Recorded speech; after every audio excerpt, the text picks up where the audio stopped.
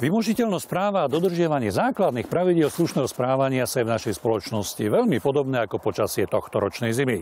Sichravé, ponuré, namiesto čistého snehu máme blato a predlho čakáme na silný mráz, ktorý by spálil školcov na stromoch. Príjemné popoludnie, pripravený je občan za dverami. Preplatok 700 eur prekvalifikovali plynári po roku na nedoplatok. Môžem si dať reklamáciu, ale že aj takto budem musieť zaplatiť. Čím dlhšie pracoval, tým menej výplaty dostal. Niektorý mesiac sme dostali vôbec ani cent. Kúpili auto, ktoré bolo zrejme kradnuté. Podala som trestné oznámenie na toho dotyčného pána. Koho by príjemne neprekvapili preplatky za energie? 700 eur v zdraví užila aj odberateľka plynu z našej prvej reportáže. Po roku jej tak slovenský plynárenský priemysel poslal opravnú faktúru a z preplatku sa stal takmer rovnako vysoký nedoplatok. Vraj bol pokazený plynomer a bohužiaľ 12 mesiacov si to nikto z kompetentných nevšimol.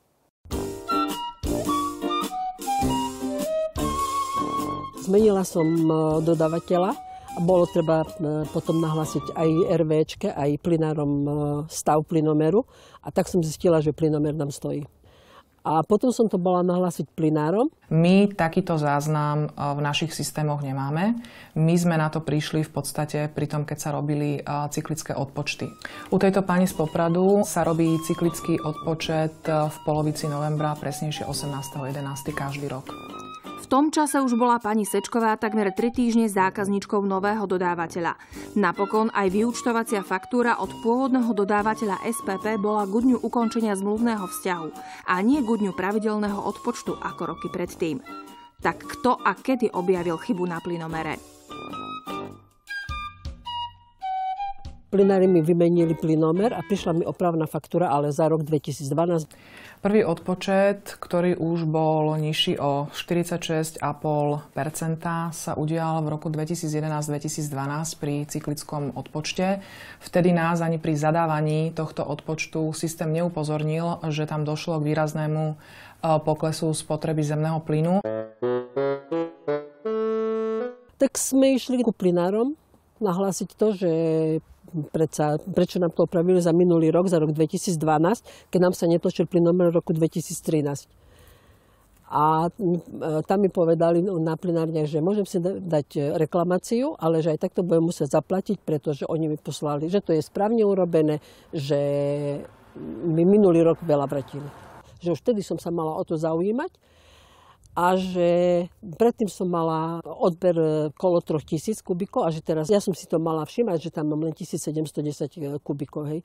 Ale tak koho to napadne, hej, že tak keď mi toľko odmerali, plynomer išiel, tak ja som si myslela, že je to v poriadku. Nikdy som s nimi nemala problém, hej, doteraz, až teraz. Takže z preplatku sa stal nedoplatok? Áno, nedoplatok. A ten preplatok musím vrátiť teraz plynáru. Na základe čoho ste potom tú faktúru opravili? Pokiaľ nemá prevádzkovateľ distribučnej siete k dispozícii relevantné údaje z určeného meradla, teda z plynomeru, ktorý má odberateľka doma na tom mieste nainštalované, tak postupujeme v súlade so zákonom o energetike a spotrebu doúčtovávame na základe typového diagramu dodávky, čo je metóda, ktorá je schválená Úradom pre reguláciu sieťových odvetví. Možno sa pýtate, v akom vzťahu som ja, spotrebiteľ, so spoločnosťou SPP Distribúcia, veď s ňou nemám žiadnu zmluvu. Celý trh je organizovaný tak, že distribútor, respektíve prevádzkovateľ distribučnej siete robí tzv. Cyklický odpočet. To znamená, že ku každému zákazníkovi raz za rok dôjde odpočtár, ktorý urobí fyzický odpočet, čiže zistí presné číslo, aká spotreba na danom meradle je.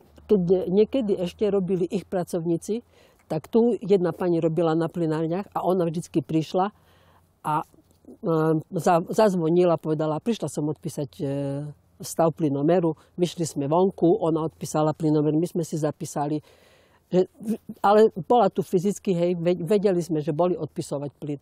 Ale teraz, jak už to urobili tak, že tá externá firma im chodila robiť tie odpočty, tak odvtedy sme nevideli nikoho nikdy. Tak ja keby som prišla, keď som bola pracovníčka a prídem a vidím, že stále je ten istý stav, tak určite by som to nahlasila na plynárniach.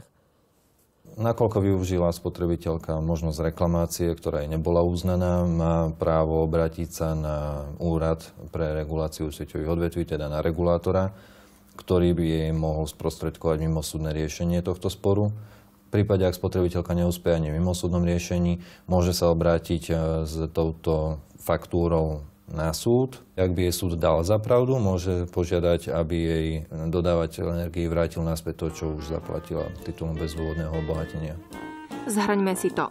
Odpočty plynomerov má na starosti pre všetkých dodávateľov plynu spoločnosť SPP Distribúcia ako prevádzkovateľ siete.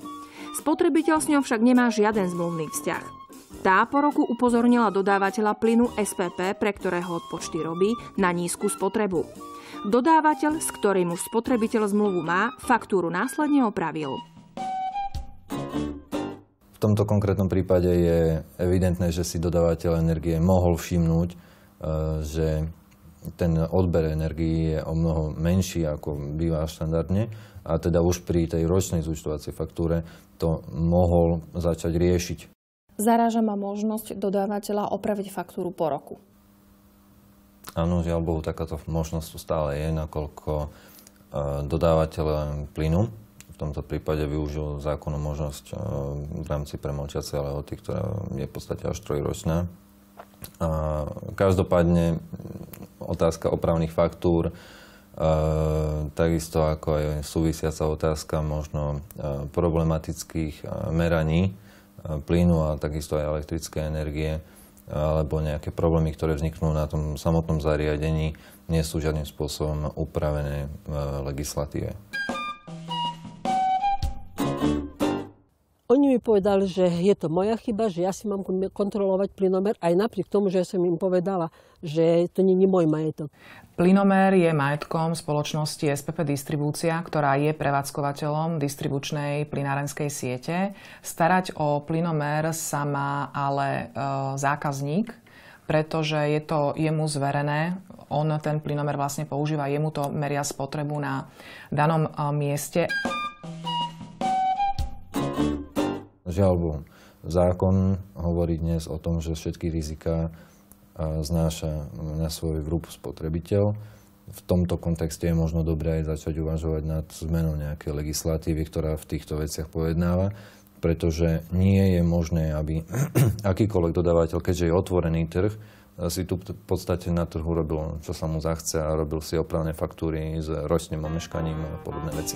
Doposiaľ však ani vládni, ani opoziční poslanci vôľu zmeniť zákony v prospech spotrebiteľa nenašli. Už som si začala od novembra zapisovať. Mám bločik taký, zošitok, a tam si zapisujem každý mesiac. Na koniec mesiaca si zapíšem, koľko mi plynomer nameral, a budem mať už kontrolu teraz takú.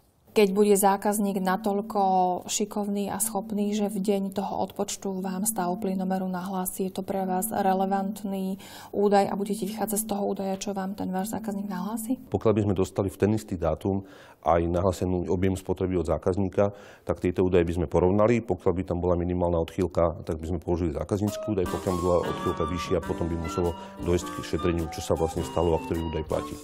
To, do akej miery budú dodávateľia akceptovať údaj od spotrebiteľa, je teda otázne. A rovnako je otázne, ako budú odpočtári zisťovať skutočný stav plynomeru aj u pani Sečkovej. Hoci je plynomer nový a dostupný rovno z ulice, pri výmene jeho majstri namontovali tak, že nevidno na číselník. Kedysi v slušných obchodných vzťahoch býval pánom zákazník. Monopoly s ním dnes hrajú mariáž a väčšia berie.